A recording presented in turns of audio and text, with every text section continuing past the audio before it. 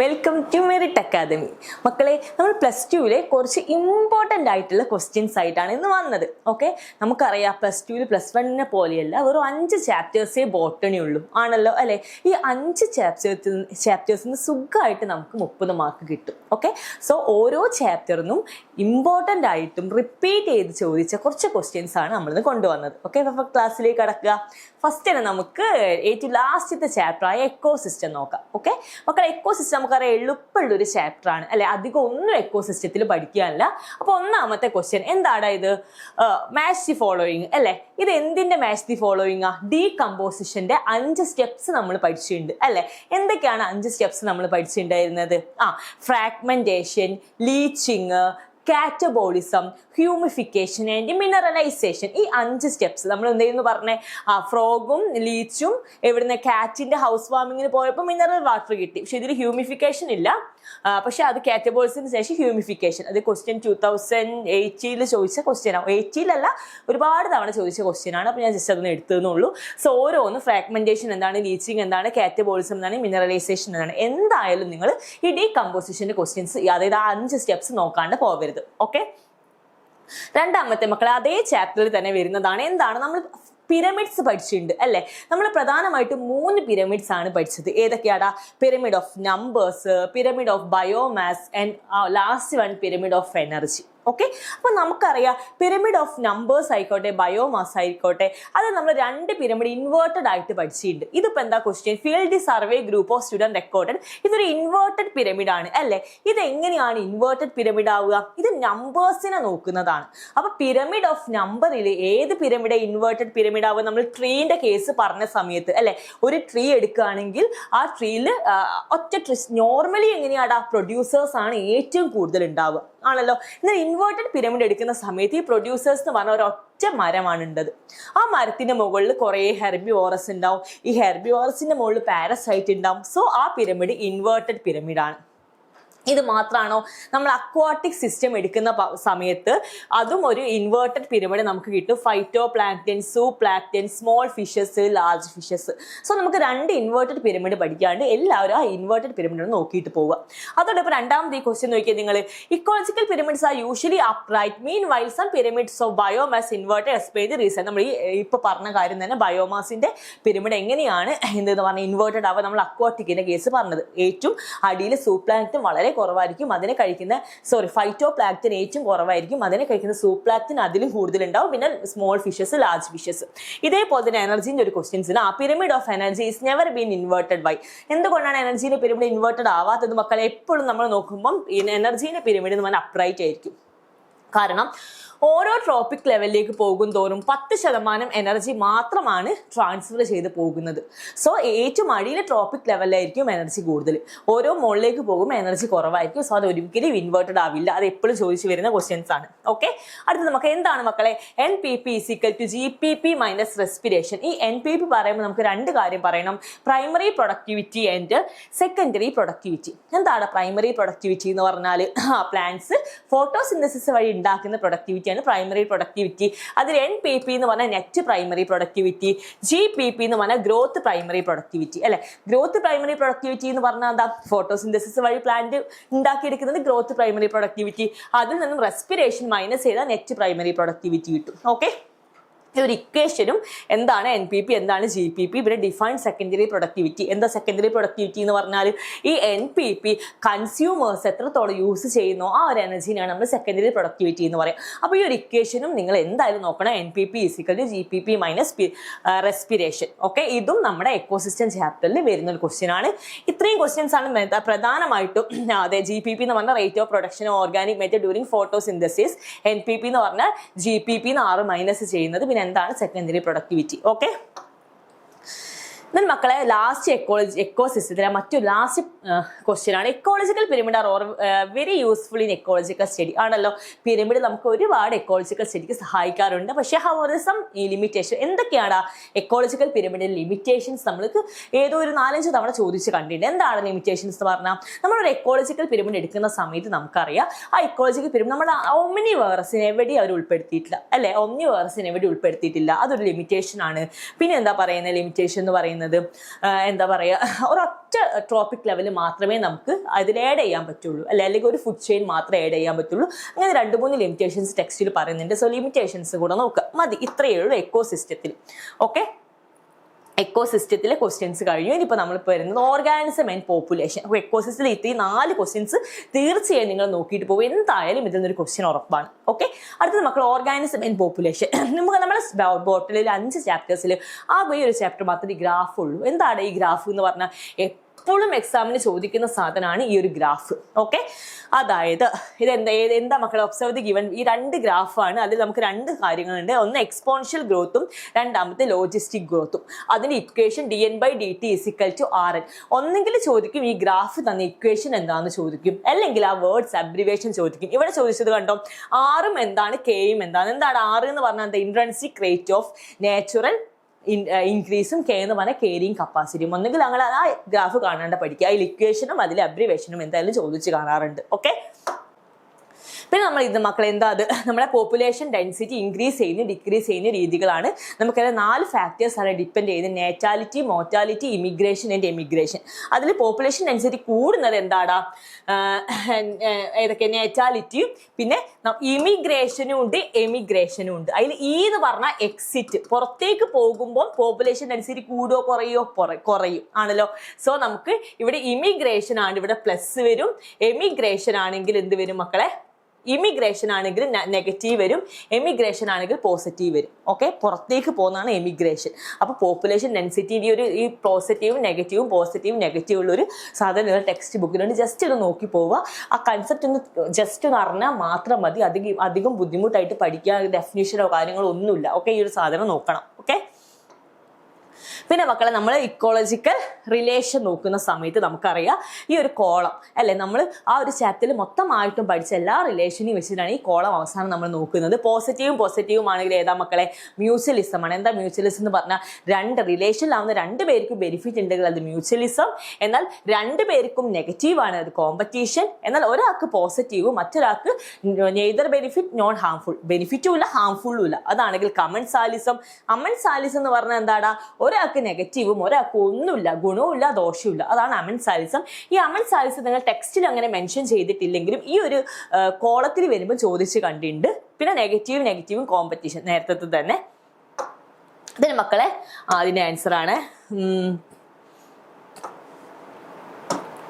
Okay, അടുത്തത് എന്താ മക്കളെ, ഓരോ സ്പീഷ്യസ് എയും സ്പീഷ്യസ് ബിയും അതിന്റെ ഇന്ററാക്ഷൻസും ആണ്. അപ്പൊ ഇതിൽ നിന്നൊക്കെ നമുക്ക് എന്താ മനസ്സിലാവുന്നത്, ആ ഓരോ റിലേഷൻ നിങ്ങൾ അത് എന്താണെന്ന് ഡെഫിനിഷൻ ഒന്നും കാണാണ്ട് പഠിക്കേണ്ട ആവശ്യമില്ല. ഈ മ്യൂച്വലിസം ആണെങ്കിൽ അതിൽ എന്താണ് പോസിറ്റീവ്, ഒരാൾക്ക് 2 ആൾക്ക് പോസിറ്റീവ്, അതിന്റെ എക്സാമ്പിൾ എന്താണ്, അതാണ് നമ്മൾ നോക്കി വെക്കേണ്ട കാര്യം. ഇവിടെ ഓർക്കിഡ് ഓഫ്രീം ബീസും ആണെങ്കിൽ മ്യൂച്വലിസം ആണ്, 2 പേർക്കും പോസിറ്റീവ് ആണ്. കാറ്റിൽ എഗ്രറ്റ് എന്ന് പറഞ്ഞാൽ എന്താടാ, നമ്മൾ പശുവിന്റെ അടുത്തുള്ള എന്തെങ്കിലും സാധനങ്ങൾ അല്ലെ, അതും മ്യൂച്വലിസം ആണ്.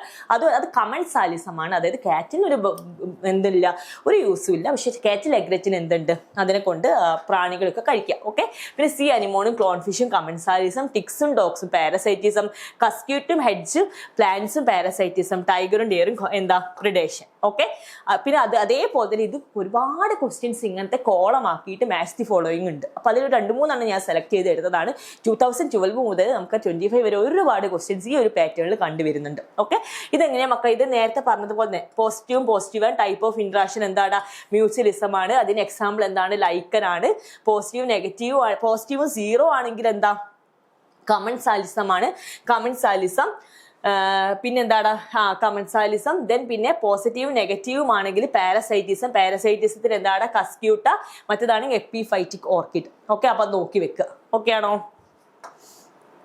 പിന്നെ ഇതെന്താ മക്കളെ, അപ്പൊ നമ്മൾ ലാസ്റ്റത്തെ 2 ചാപ്റ്റേഴ്സ് കഴിഞ്ഞു. എക്കോസിസ്റ്റം പോപ്പുലേഷനിലും ഇമ്പോർട്ടൻസ് ആയിട്ട് ചോദിച്ചു വരുന്ന ക്വസ്റ്റ്യൻസ് ആണ്. ഓക്കെ, എന്തായാലും ഈ ക്വസ്റ്റ്യൻസ് നോക്കിയിട്ട് വേണം പോവാൻ. അടുത്ത നമ്മൾ ബയോടെക്നോളജിന്റെ 2 ചാപ്റ്റേഴ്സ് ഉണ്ട്. ബയോടെക്നോളജി പ്രിൻസിപ്പിൾസ് ആൻഡ് പ്രോസസ്സും ബയോടെക്നോളജി ആൻഡ് ഇറ്റ്സ് ആപ്ലിക്കേഷനും.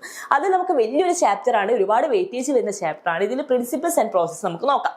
അതിൽ പ്രധാനമായിട്ട് എന്താ മക്കൾ, ഗിവൻ ഡയഗ്രാം. ഇതെന്താ സാധനം, ഐഡന്റിഫൈ ദി ടെക്നിക്. ഇത് എന്താണ്, ഇത് നമ്മൾ ഡി എൻ എ ഫ്രാഗ്മെന്റിനെ സെപ്പറേറ്റ് ചെയ്യാൻ വേണ്ടി നമ്മൾ യൂസ് ചെയ്യുന്ന ടെക്നിക്കാണ് എന്താണ്, ജെൽ ഇലക്ട്രോഫ്ലോറസിസ് ആണ്. എങ്ങനെയാണ് നമുക്ക് ഈ ഫ്രാഗ്മെന്റിനെ കാണാൻ പറ്റുന്നത്, നമ്മൾ എന്ത് ചെയ്യും മക്കളെ, എത്തിഡിയം ബ്രോമൈഡ് ഇട്ടിട്ട് നമ്മൾ UV റേസിന്റെ അണ്ടറിൽ കൊടുക്കുമ്പോൾ നമുക്ക് ബ്രൈറ്റ് ഓറഞ്ച് ആയിട്ട് കിട്ടുമ്പോൾ നമുക്ക് ഈ ഇതിനെ തിരിച്ചറിയാൻ സാധിക്കും. പിന്നെ എന്താണ് ഇലൂഷൻ, അതാണ് നോക്കിയത് നിങ്ങൾ.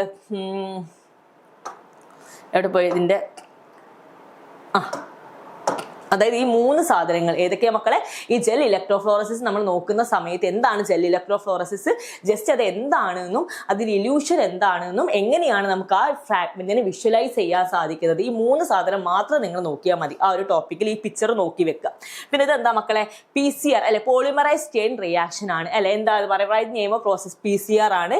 എന്താണ്? RDNA ടെക്നോളജി നമുക്ക് ആംപ്ലിഫിക്കേഷൻ ഓഫ് ജീൻ ആണ് അല്ലെ. നമുക്കൊരു ജീനിനെ കിട്ടുകയാണെങ്കിൽ ആ ജീൻ നമുക്ക് കുറേ എണ്ണം ആക്കണം അല്ലെ. അല്ലാണ്ട് ഒറ്റ ജീൻ ഉണ്ടെങ്കിൽ നമുക്ക് ആ ജീനെ നമ്മൾ പ്രോസസ്സിങ് ചെയ്യുന്ന സമയത്ത് എന്തെങ്കിലും പ്രശ്നം പറ്റി എന്ത് സംഭവിക്കും? നമ്മൾ ചെയ്ത അത്രയും കാര്യം നമുക്ക് വേസ്റ്റ് ആവും. സോ ആംപ്ലിഫിക്കേഷൻ ഓഫ് DNA ആണ് PCR. PCR ഫുൾ ഫോം ചോദിക്കാറുണ്ട്, പോളിമറൈസ് ചെയിൻ റിയാക്ഷൻ.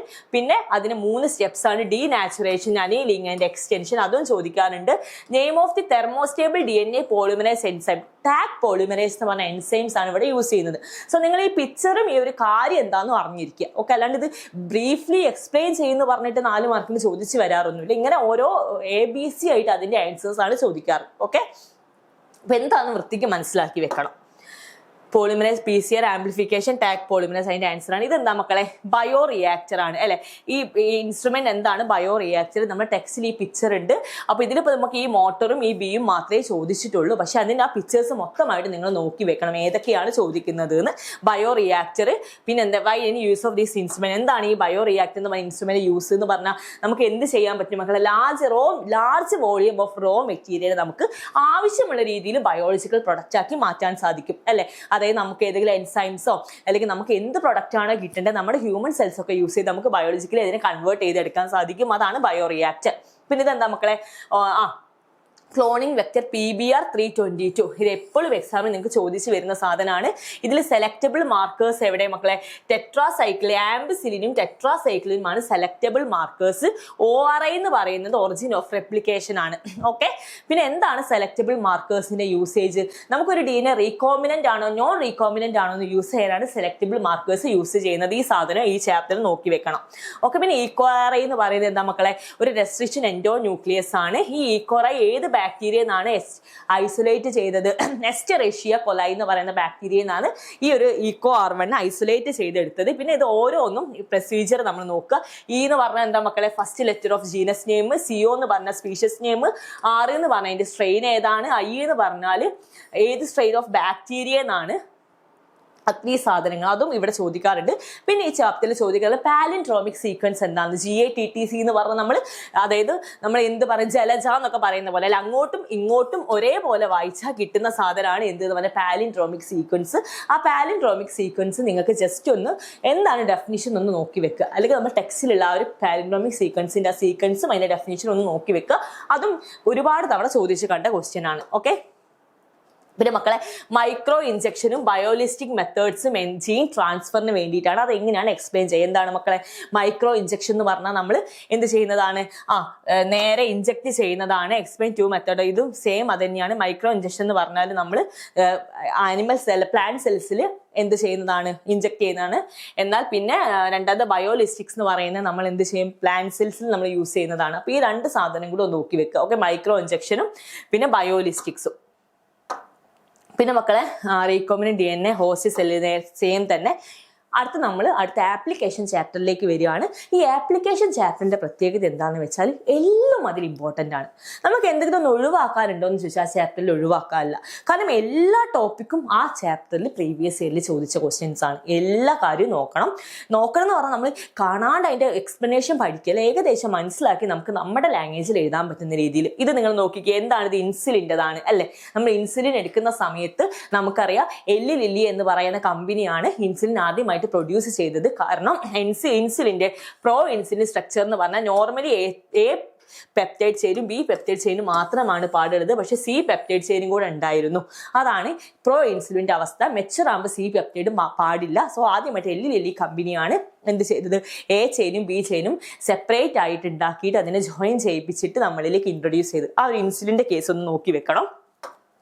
രണ്ടാമത്തെ ജനറ്റിക്കലി മോഡിഫൈഡ് പ്ലാന്റ്സ് അല്ലെ. ജനറ്റിക്കലി മോഡിഫൈഡ് പ്ലാന്റ് എന്ന് പറഞ്ഞാൽ എന്താ മക്കളെ, നമ്മുടെ ആവശ്യങ്ങൾക്ക് വേണ്ടിയിട്ട് നമ്മുടെ ആവശ്യത്തിനനുസരിച്ച് നമ്മൾ പ്ലാന്റ്സിനെ ആയിക്കോട്ടെ ഏതെങ്കിലും ഓർഗാനിസത്തിനെ ആയിക്കോട്ടെ മാറ്റിയെടുക്കുക. അപ്പോൾ ജനറ്റിക്കലി മോഡിഫൈഡ് പ്ലാന്റ് എന്ന് പറഞ്ഞാൽ നമ്മുടെ ആവശ്യത്തിന് വേണ്ടി നമ്മൾ ആ പ്ലാന്റിനെ മാറ്റിയെടുക്കുന്നതാണ് ജനറ്റിക്കലി മോഡിഫൈഡ് പ്ലാന്റ്. നമ്മൾ BT കോട്ടൺ, BT ബ്രിഞ്ചാളൊക്കെ പറഞ്ഞതുപോലെ അതിന്റെ ഗുണങ്ങൾ അല്ലെങ്കിൽ അതിന്റെ എന്തൊക്കെയാണ് അതിന്റെ യൂസ്ഫുൾനെസ് എന്ന് പറയുന്നത് നോക്കിയേ മക്കളെ.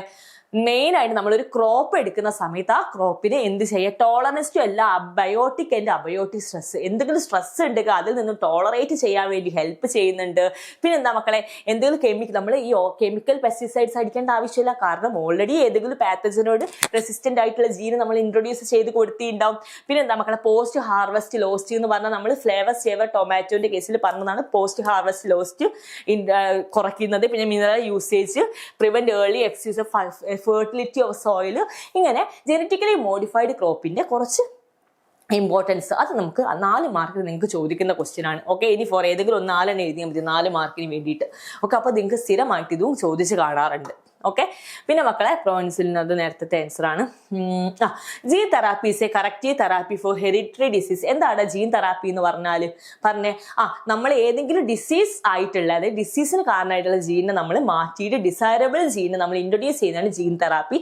ആദ്യമായി ADA ഡെഫിഷ്യൻസി ആയി നമ്മൾ ഈ ജീൻ തെറാപ്പി ചെയ്തത് ലിംഫോസൈറ്റ് എടുത്തിട്ട് അതിലേക്ക് നമ്മൾ കോംപ്ലിമെന്ററി DNA ആഡ് ചെയ്തിട്ട് അല്ലെങ്കിൽ അതിലേക്ക് ഇൻസേർട്ട് ചെയ്തിട്ട് നമ്മൾ ചെയ്തെടുത്തതാണ് ADA ഡെഫിഷ്യൻസി ജീൻ തെറാപ്പി. അത് നോക്കി വെക്കുക. പിന്നെ മക്കളെ BT കോട്ടൺ, BT കോട്ടൺ നമുക്കറിയാം ജനറ്റിക്കലി മോഡിഫൈഡ് ഉള്ള സാധനമാണ് BT കോട്ടൺ. BT എന്ന് പറഞ്ഞാൽ ബാസിലസ് തുറിഞ്ചിനേസസ് ആണ്. എന്താണ് BT കോട്ടൺ പ്ലാന്റിൽ നമ്മൾ യൂസ് ചെയ്യുന്ന ക്രൈ ജീനാണ് നമ്മൾ യൂസ് ചെയ്തത് അല്ലെ. BT കോട്ടൺ അല്ലെങ്കിൽ ക്രൈ ജീൻ നമ്മൾ യൂസ് ചെയ്തു. ആ BT കോട്ടൻ്റെ മാത്രമല്ല അത് അതേപോലെ തന്നെ ഉള്ളത് ഒന്നാണ് എന്ത് മക്കളെ, നമ്മളെ അതിൽ പറയുന്നുണ്ട് RNA ഇന്റർഫറൻസ്. എന്താണ് RNA ഇന്റർഫറൻസ് എന്ന് പറഞ്ഞാൽ നമ്മൾ എന്താ പറയുക, സൈലൻസിങ് ഓഫ് RNA അല്ലെ. നമ്മൾ RNA ഇന്റർഫറൻസ് എന്ന് പറഞ്ഞ നൊഡ്യൂൾസ്, ആ പിക്ചർ നിങ്ങൾ ടെക്സ്റ്റ് ബുക്കിൽ ഒരു നൊഡ്യൂൾ ഉള്ളൊരു പിക്ചർ ഉണ്ട്. അത് റൂട്ടിന്റെ അവിടെ കുറെ നൊഡ്യൂൾ ആയിട്ട് കാണുന്ന ആ പിക്ചർ വെച്ചിട്ട് വരെ ചോദിച്ച് കണ്ടിട്ടുണ്ട്. അപ്പൊ എന്താണ് RNA ഇന്റർഫറൻസ് എന്ന് നോക്കി പോവാം. അപ്പൊ ഈ ചാപ്റ്റർ എടുക്കുന്ന സമയത്ത് മക്കൾ എല്ലാം ചോദിച്ചിട്ടുണ്ട്. അപ്പൊ നമ്മൾ അവസാനം ഒരു ബയോ പൈറസി അല്ലെങ്കിൽ ജനറ്റിക്കലി അപ്രൂവ്ഡ് കമ്മിറ്റി ഒക്കെ ഉണ്ട്, അത് വരെ ചോദിച്ചിട്ടുണ്ട്. എന്താ ബയോ പൈറസി, നമ്മുടെ ബസുമതി റൈസിന്റെ കേസിലുള്ള ബയോ പൈറസി. പിന്നെ നമ്മൾ റോസി എന്ന് പറഞ്ഞ ഇത് ലാക്റ്റാൽബുമിൻ, റോസി പശുവിന്റെ ലാക്റ്റാൽബുമിൻ എന്ന് പറയുന്ന ആ ഒരു ജീൻ ഇൻട്രൊഡ്യൂസ് ചെയ്ത് അതും ചോദിച്ചിട്ടുണ്ട്. അപ്പൊ ഈ ചാപ്റ്ററിൽ എന്താ ചോദിക്കാന്ന് വെച്ചാൽ ഒക്കെ ചോദിച്ച് കാണാറുണ്ട്. ഓക്കെ, അപ്പൊ ഇത് നോക്കിയ biopiracy, basmati rice, gene therapy എന്ന് പറഞ്ഞ ADA ഡെഫിഷ്യൻസി, RNA ഇന്റർഫറൻസ് നമ്മൾ യൂസ് ചെയ്തത് മെലോഡീന ഇൻകോഗ്നീഷ്യ ആണ്. ഈ പേര് കിട്ടിയില്ലെങ്കിൽ M ഇൻകോഗ്നീഷ്യ എന്നെങ്കിലും എഴുതി വെക്കുക. പിന്നെ ബാസിലസ് തുറിഞ്ചി നമ്മൾ കരയുന്ന ജീൻ, ക്രൈ ജീനാണ് നമ്മൾ യൂസ് ചെയ്തത്, നമ്മൾ പറഞ്ഞ കാര്യമാണ്. ഓക്കെ, അപ്പൊ ഈ ചാപ്റ്റർ നമ്മൾ എടുക്കുന്ന സമയത്ത് എല്ലാ സാധനങ്ങളും ഈ ചാപ്റ്ററിൽ ഇമ്പോർട്ടന്റ് ആണ്. ADA ഡെഫിഷ്യൻസിന്റെ കാര്യമാണ്. പിന്നെ ഓക്കെ, അപ്പോൾ നമ്മൾ ബയോടെക്നോളജിന്റെ ആപ്ലിക്കേഷൻ എന്ന് പറഞ്ഞ ചാപ്റ്റർ എടുക്കുന്ന സമയത്ത് ഇൻസുലിന്റെ ഇമ്പോർട്ടന്റ് ആണ്, BT കോട്ടൺ അല്ലെങ്കിൽ ജീൻ തെറാപ്പി ഇമ്പോർട്ടന്റ് ആണ്, RNA ഇന്റർഫറൻസ് ചോദിക്കാറുണ്ട്, പിന്നെ ബയോ പൈറസി ചോദിക്കാറുണ്ട്, പിന്നെ നമുക്ക് എന്താണ് ജനറ്റിക്കലി മോഡിഫൈഡ് ഓർഗാനിസത്തിന്റെ യൂസേജ് എന്ന് ചോദിക്കാറുണ്ട്. അങ്ങനെ എഴുതി തന്ന എല്ലാ കാര്യങ്ങളും നിങ്ങൾ ഈ ചാപ്റ്ററിൽ പഠിക്കണം. ഓക്കെ, ഈ ചാപ്റ്റർ മാത്രമാണ് നമുക്ക് പ്രത്യേകമായിട്ട് ഇത് ചോദിക്കില്ല നമുക്ക് പറയാൻ പറ്റില്ല, ഒക്കെ ചോദിക്കാറുള്ള ചാപ്റ്റർ ആണ്. ഓക്കെ, അടുത്ത ലാസ്റ്റ് ചാപ്റ്റർ ആണ് മക്കളെ sexual reproduction in flowering plants. ഈ sexual reproduction in flowering plants എടുക്കുന്ന സമയത്ത് ആദ്യം തന്നെ ചോദിക്കുക ഒരു 3 മാർക്ക് ക്വസ്റ്റ്യൻ പോളിനേഷൻ. എപ്പോഴും പോളിനേറ്റിന്റെ എന്തെങ്കിലും ഒന്ന് ചോദിക്കും. നമുക്കൊരു പോളിനേഷൻ എന്ന് പറഞ്ഞാൽ നമുക്ക് ഈ ടെക്സ്റ്റിൽ തന്നെ ഏറ്റവും എളുപ്പമുള്ള ടോപ്പിക്കാണ് അല്ലെ. ഡിഫറെന്റ് ടൈപ്പ് എന്താണ് പോളിനേഷൻ, 3 ടൈപ്പ് ഓഫ് പോളിനേഷൻ എന്താണ്, പോളിനേറ്റിംഗ് ഏജന്റ്സ് നമ്മൾ പഠിച്ചിട്ടുണ്ട് അല്ലെ. ഏതാ, insect, water pollination, wind pollination. അതിൽ ഒന്നെങ്കിൽ നിങ്ങൾക്ക് ഈ 3 പോളിനേഷൻ്റെയും ക്യാരക്ടേഴ്സ് കൊടുത്തിട്ട് ഓരോ കോളമാക്കിയിട്ട് അതിലേക്ക് എഴുതാൻ ചോദിക്കും, അല്ലെങ്കിൽ വാട്ടർ പോളിനേഷൻ മാത്രമായിട്ട് ചോദിക്കും. സോ പോളിനേഷൻ്റെ ഭാഗത്തു നിന്ന് ഒരു 3 മാർക്കിനെ കുറിച്ച് നിങ്ങൾ എന്തായാലും പ്രതീക്ഷിക്കണം. പിന്നെ ആർട്ടിഫിഷ്യൽ ഹൈബ്രിഡൈസേഷൻ്റെ സ്റ്റെപ്സ് എന്താ മക്കളെ പറയുന്നത്. ആദ്യം നമ്മൾ പാരന്റിനെ സെലക്ട് ചെയ്യും, ഇമാസ്കുലേഷൻ ചെയ്യും. എന്താണ് ഇമാസ്കുലേഷൻ എന്ന് പറഞ്ഞാൽ നമ്മൾ മെയിലിനെ റിമൂവ് ചെയ്യുന്ന പ്രോസസ്സ്. എന്തിനു വേണ്ടിയിട്ട്, സെൽഫ് പോളിനേഷൻ പ്രിവെന്റ് ചെയ്യാൻ വേണ്ടി മെയിലിനെ റിമൂവ് ചെയ്യുന്ന പ്രോസസ്സാണ് ഇമാസ്കുലേഷൻ എന്ന് പറഞ്ഞാൽ. പിന്നെ ബാഗിംഗ് എന്ന് പറഞ്ഞാൽ എന്താ, ഫർദർ ആയിട്ടുള്ള പോളിനേഷൻ തടയാൻ വേണ്ടി ബാഗിംഗ് ചെയ്യും. പിന്നെ നമ്മൾ സെൽഫിലി ആർട്ടിഫിഷ്യലി പോളിനേഷൻ ചെയ്യും. അതിന്റെ സ്റ്റെപ്സ് ചോദിക്കാറുണ്ട്. പിന്നെ മക്കൾ ഇവിടെ ചോദിക്കുന്ന ഒരു സാധനമാണ് എന്താണ് കണ്ടോ, ഇമാസ്കുലേഷൻ എന്താണ്, ഇമ്പോർട്ടൻസ് ഓഫ് ഇമാസ്കുലേഷൻ. എന്നിട്ട് പിന്നെ നമുക്ക് പാർത്തനോ കാർപ്പി എന്താണ്, ഫ്രൂട്ട് ഫോംഡ് വിത്തൗട്ട് ഫെർട്ടിലൈസേഷൻ, അതാണ് പാർത്തനോ കാർപ്പി. ബനാനിക്ക പാർത്തനോ കാർപ്പിക്ക് എക്സാമ്പിൾ ആണ്. ഇൻഡ്യൂസ്ഡ് പാർത്തനോ കാർപ്പി എന്താണെന്ന് ചോദിച്ചാൽ നമുക്കറിയാം ഇപ്പോൾ കുരുല്ലാത്ത മുന്തിരിയൊക്കെ നമുക്ക് കിട്ടാറുണ്ട് അല്ലേ. നമ്മൾ ഈ ഹോർമോൺസ് യൂസ് ചെയ്തിട്ട് പാർത്തനോ കാർപ്പി ഉണ്ടാക്കുന്നതാണ് ഇൻഡ്യൂസ്ഡ് പാർത്തനോ കാർപ്പി എന്ന് പറയുന്നത്. അപ്പോൾ പാർത്തനോ കാർപ്പി അതേപോലെ തന്നെ പഠിക്കേണ്ട സാധനം അപ്പോമിക്സിസ് എന്ന് പറയുന്നത്, അത് മിമിക് ഫോർ സെക്ഷൽ റീപ്രൊഡക്ഷൻ ആണ് അല്ലെ. ആ അപ്പോമിക്സിസും പാർത്തനോ കാർപ്പി പോളി എംബ്രിയോണി ഇങ്ങനെ 2-3 പോയിന്റുകൾ അവസാനത്തേക്ക് ഉണ്ട്. അത് നോക്കി വെക്കുക, 2 മാർക്കിന് ചോദിച്ചു കാണാറുണ്ട്. പിന്നെ മക്കളെ നമ്മൾ ഈ ചാപ്റ്റർ നോക്കുന്ന സമയത്ത് ബാക്കി എല്ലാ ചാപ്റ്റേഴ്സിലും പിക്ചേഴ്സ് വളരെ കുറവാണ്.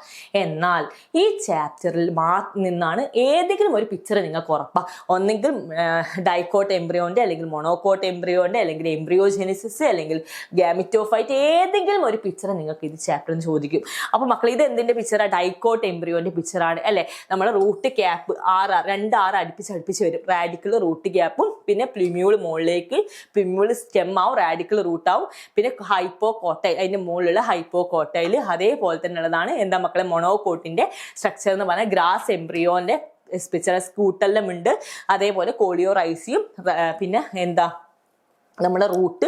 അങ്ങനെ ഈ മൊണോകോട്ടിന്റെ ഡൈക്കോട്ടിന്റെ പിക്ചർ ഒരുപാട് തവണ ചോദിച്ച് കണ്ടിട്ടുണ്ട്. ദെൻ മക്കളെ ഇതെന്താടാ, നമ്മുടെ എംബ്രിയോ സാക്കിന്റെ ആൻജിയോസ്പെർമിന്റെ എംബ്രിയോ സാക്കിന്റെ പിക്ചറാണ് നമ്മൾ പറയാറുണ്ട്. ഇവിടെ ഓരോ ഭാഗം ഇത് ചലാസിയാണ്, ഇത് പോളാർ ന്യൂക്ലിയാണ്, എഗ് ആണ്, പിന്നെ എന്താ മക്കളെ നമ്മളെ ആന്റിപോഡൽ സെൽസ് ഉണ്ട്, പിന്നെ സിനർജിഡ്സ് ഉണ്ട്. ഓക്കെ, പിന്നെ എന്താണ് ഡബിൾ ഫെർട്ടിലൈസേഷനും ഇതിന്റെ കൂടെ തന്നെ ചോദിക്കുന്നതാണ്. അതായത് ഫസ്റ്റ് മെയിൽ ഗാമിറ്റ് എന്താ എഗ്ഗുമായിട്ട് ഫ്യൂസ് ചെയ്യുന്നിട്ട് സൈഗോട്ട് ഉണ്ടാകും, അതാണ് ഒരു ടൈപ്പ്. രണ്ടാമത്തെ second male gametes polar nuclei ആയിട്ട് ഫ്യൂസ് ചെയ്തിട്ട് എൻഡോസ്പേം ഉണ്ടാവും, അതിന് ട്രിപ്പിൾ ഫ്യൂഷൻ എന്ന് പറയും. ഈ സിൻകമിയും ട്രിപ്പിൾ ഫ്യൂഷനും കൂടി നമ്മൾ ഡബിൾ ഫെർട്ടിലൈസേഷൻ എന്ന് പറയും. സോ ഒന്നെങ്കിൽ ഇത് അടയാളപ്പെടുത്തിയിട്ട് എന്താണ് പ്രൈമറി എൻഡോസ്പേം ചോദിക്കും, അല്ലെങ്കിൽ ഇതിന്റെ ബേസിസിൽ ഡബിൾ ഫെർട്ടിലൈസേഷനും ചോദിക്കാറുണ്ട്. ഓക്കെ, സിനർജിഡ്സ് അത് നേരത്തെ ഓരോന്നും അടയാളപ്പെടുത്തിയിട്ടുള്ള ചോദിച്ചതാണ്. ഓക്കെ, ആന്റിപോഡൽസ്, സിനർജിഡ്സ് എന്നൊക്കെ പറഞ്ഞിട്ട് നമ്മൾ നേരത്തെ പറഞ്ഞ കാര്യമാണ്. പിന്നെ ഇത് ഞാൻ നേരത്തെ പറഞ്ഞതുപോലെ wind pollination, water pollination, insect pollination, അത് ഓരോ പോളൻ ഗ്രേഡിന്റെ പ്രത്യേകത. വിൻഡാണ് നമുക്കറിയാം കാറ്റത്ത് പാറി നടക്കും, ഇതൊന്നും നമുക്ക് കാണാണ്ട് പഠിക്കേണ്ട ആവശ്യമില്ല. വിൻഡ് പോളിനേഷൻ എന്ന് പറഞ്ഞാൽ നമുക്ക് ഓർത്തെടുക്കാവുന്ന കാര്യമുള്ളൂ. വിൻഡ് പോളിനേഷൻ ഒരിക്കലും അട്രാക്റ്റീവ് ആയിട്ടുള്ള കളർ ആവോ ഇല്ല. വിൻഡ് പോളിനേഷൻ എന്ന് പറഞ്ഞാൽ എപ്പോഴും എങ്ങനെയേ വരുള്ളൂ, നല്ല ലൈറ്റ് വെയിറ്റ് ഒക്കെ ആയിരിക്കും അല്ല, അങ്ങനെ നമുക്ക് കിട്ടും. പിന്നെ ഇൻസെക്ട് പോളിനേഷൻ ആണെങ്കിൽ നല്ല കളർഫുൾ ആയിരിക്കും, ഫ്രാഗ്രൻസ് ആയിരിക്കും. വാട്ടർ പോളിനേഷൻ എന്ന് പറഞ്ഞാൽ എന്തായിരിക്കും മക്കളെ, ഫീമെയിൽ ഫ്ലവർ സർഫസിലേക്ക് വന്നിട്ട് അത് ഫ്ലോട്ട് ചെയ്തിട്ട് പോളിനേഷൻ നടത്തുന്നതായിരിക്കും. അത് നോക്കി വെക്കുക. ഓക്കെ, പോളിനേഷന്റെ മാത്രം ചോദിക്കാറുണ്ട്. ഇതെന്താ മക്കളെ, എംബ്രിയോജെനിസിന്റെ പിക്ചറാണ് അല്ലെ. നമ്മൾ ടെക്സ്റ്റിൽ 4 പിക്ചർ കൊടുത്തിട്ടുണ്ട് എംബ്രിയോജെനിസിസ്. ഓരോന്നും എന്താണ്, അതായത് pro embryo, globular embryo, heart shaped embryo, അങ്ങനെ വന്നിട്ടുള്ള എംബ്രിയോജെനിസിന്റെ പിക്ചർ. ഇതും നിങ്ങൾക്ക് ചോദിച്ച് കാണേണ്ട ക്വസ്റ്റ്യൻ ആണ്. പിന്നെ കണ്ടിന്യൂസ് സെൽഫ് പോളിനേഷൻ തന്നെയാണ് ഞാൻ പറയുന്നത്. കണ്ടിന്യൂ ആയിട്ട് സെൽഫ് പോളിനേഷൻ ആകുമ്പോൾ പ്ലാന്റ് തന്നെ എന്ത് ചെയ്യും, ആ സെൽഫ് പോളിനേഷൻ പ്രിവെന്റ് ചെയ്ത് ക്രോസ് പോളിനേഷൻ പ്രൊമോട്ട് ചെയ്യാൻ വേണ്ടി ചില സാധനങ്ങൾ ചെയ്യും. ഔട്ട് ബ്രീഡിങ് ഡിവൈസസ് എന്ന് പറയും, സെൽഫ് ഇൻകോമ്പാറ്റിബിലിറ്റി, യൂണിസെക്ഷൽ ഫ്ലവേഴ്സ്. പിന്നെ എന്താ മക്കളെ, നമ്മളെ മെയിലും ഫീമെയിലും ഡിഫറെന്റ് ടൈമിൽ മെച്ചുവേർഡ് ആവുക, ഡിഫറെന്റ് ലെങ്ത് ഉണ്ടാവുക. സോ അങ്ങനെ ചെയ്യുന്ന ഔട്ട് ബ്രീഡിങ് ഡിവൈസസ് ചോദിക്കാറുണ്ട്. ഒന്നെങ്കിൽ അത് മൊത്തമായിട്ട് 4 മാർക്കിന് ചോദിക്കും, അല്ലെങ്കിൽ അതിൽ ഏതെങ്കിലും ഒന്ന്. സെൽഫ് ഇൻകോമ്പാറ്റിബിലിറ്റി ഒക്കെയാണ് ഒരുപാട് തവണ ചോദിച്ചത്. ഓക്കെ, പിന്നെ most of the plant produce single type flower, but Viola, Commelina and Oxalis produce 2 type of flower. അതെന്താ മക്കളെ, നമ്മൾ 2 ടൈപ്പ് ഓഫ് ഫ്ലവേഴ്സ് പഠിച്ചിട്ടുണ്ട്. ക്ലീസ്റ്റോഗ്യാമസ് ആൻഡ് ചാസ്മോഗ്യാമസും ക്ലീസ്റ്റോഗ്യാമസും. ഞാൻ എപ്പോഴും പറയുന്ന സാധനമാണ് ക്ലോസ്ഡ്. ക്ലീസ്റ്റോഗ്യാമസ് വരെ ക്ലോസ് ആയിരിക്കും, ഡു നോട്ട് ഓപ്പൺ ആയിരിക്കും. എന്നാൽ ചാസ്മോഗ്യാമസ് വന്നാൽ എന്തായിരിക്കും, അത് ഓപ്പൺ ചെയ്ത ഫ്ലവേഴ്സ് ആയിരിക്കും. അതിന്റെ എക്സാമ്പിൾസ് നോക്കി വെക്കുക. അത് ഇവിടെ ചോദിക്കുന്ന ക്വസ്റ്റ്യൻ ആണ്. ഇത് എന്തിന്റെ പിക്ചറാണ് മക്കളെ, നമ്മൾ ആന്തറിന്റെ പിക്ചറാണ് അല്ലെ. ആന്തർ നമ്മൾ 4 പൂമ്പാച്ചേനെ പോലത്തെ പിക്ചർ ഫസ്റ്റ് തന്നെ നമ്മൾ പഠിച്ചത് ഈ ആന്തറിന്റെ സ്ട്രക്ചറാണ്. ഈ സ്ട്രക്ചർ നോക്കുന്ന സമയത്ത് outer epidermis, endothecium, middle layer, ടപ്പീറ്റത്തിന്റെ ഫംഗ്ഷൻ ന്യൂട്രീഷൻ നൽകുക, അത് ചോദിക്കാറുണ്ട്. ഇപ്പൊ നമ്മൾ പോളൻ ഗ്രെയിൻസിന്റെ പിക്ചർ എടുക്കുന്ന സമയത്ത് പോളൻ ഗ്രെയിൻ എക്സൈൻ ആൻഡ് ഇൻജൈൻ ഉണ്ട് അല്ലെ. എക്സൈൻ എന്ന് പറയുന്നത് ഉണ്ടാക്കിയിരിക്കുന്നത് സ്പോറോ പൊള്ളനെ കൊണ്ടാണ്. ഈ സ്പോറോ പൊള്ള എന്ന് പറയുന്നത് എന്താ മക്കളെ, ഭയങ്കര തിക്കായിട്ടുള്ള സാധനം ആയതുകൊണ്ട് കൊല്ലങ്ങളോളം അത് ഒരുപാട് വർഷം അതൊന്നും സംഭവിക്കാണ്ട് അവിടെ നിൽക്കുന്നുണ്ട്. ഓക്കെ, അതുകൊണ്ട് നമുക്ക് എത്ര കൊല്ലം കഴിഞ്ഞാലും പോളൻ ഗ്രെയിൻസ് നമുക്ക് കിട്ടിയിട്ട് നമുക്ക് ഏത് പ്ലാന്റ് ആണ് ഐഡന്റിഫൈ ചെയ്യുന്നത്, അത് സ്പോറോ പൊള്ളനെ ഓർത്ത് വെക്കുക. പിന്നെ വെജിറ്റേറ്റീവ് സെൽസും ജനറേറ്റീവ് സെൽസ് എന്ന് പറഞ്ഞാൽ അതിന്റെ സ്ട്രക്ചർ ഒന്ന് ഓർത്ത് വെക്കുക. പിന്നെ ക്രയോ പ്രിസർവേഷനും ഇവിടെ ചോദിച്ചു വരുന്നൊരു ക്വസ്റ്റ്യൻ ആണ്. ഓക്കെ മക്കളെ, അപ്പൊ ഇത്രയുമാണ് നമ്മൾ ആകെ കുറച്ച് ക്വസ്റ്റ്യൻസ് മാത്രമേ പറഞ്ഞിട്ടുള്ളൂ. അപ്പൊ ഈ സാധനങ്ങൾ തീർച്ചയായും നിങ്ങൾ നോക്കിയിട്ട് പോവുക. ഇത്രയും ക്വസ്റ്റ്യൻസ് കാരണം ഇമ്പോർട്ടൻ്റ് ആയിട്ട് ഒരുപാട് തവണ റിപ്പീറ്റ് ചെയ്ത ക്വസ്റ്റ്യൻസ് ആണ്. ഓക്കെ, അപ്പൊ എല്ലാവരും ഇത് കണ്ടിട്ട് ഈ ക്വസ്റ്റ്യൻസ് നോക്കിയിട്ട് മാത്രം എക്സാമിന് പോവുക. ഓക്കെ, ശരി, താങ്ക് യു.